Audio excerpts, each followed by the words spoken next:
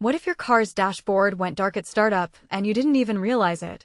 Imagine pulling up to a red light, thinking your turn signal is working, only for another driver to swerve into you because they couldn't see your blinker. That's the terrifying reality Toyota's latest recall is trying to prevent. Let me break this down for you. This isn't just a quirky tech glitch. It's a sobering reminder of how deeply software now shapes our safety and how fragile that trust can be. Here's the deal.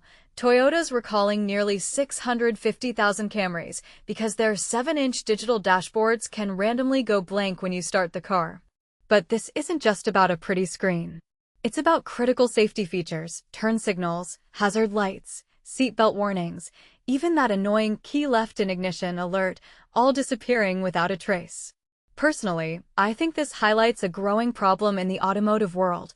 The more we rely on software, the more we're gambling with invisible systems that can fail in ways we don't even notice until it's too late.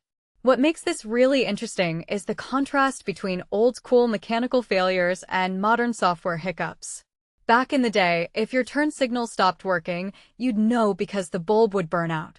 Now, you could be driving perfectly fine, thinking everything's normal, while your dashboard silently disables your ability to communicate with other drivers. It's like having a phone that suddenly loses all its apps, but still looks like it's working. You'd never know until you tried to use it, and by then, it might be too late. Toyota's solution? A free software update. That's both impressive and concerning.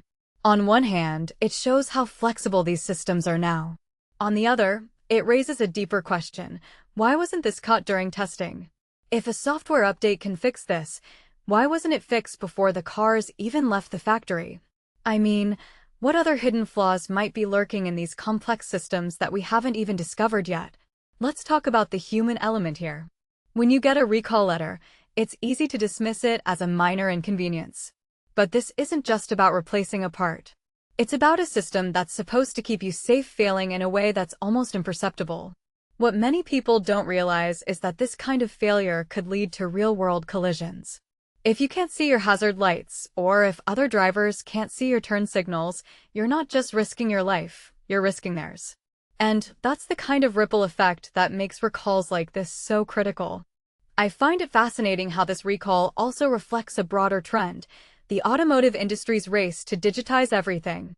From dashboards to braking systems, cars are becoming more like computers on wheels.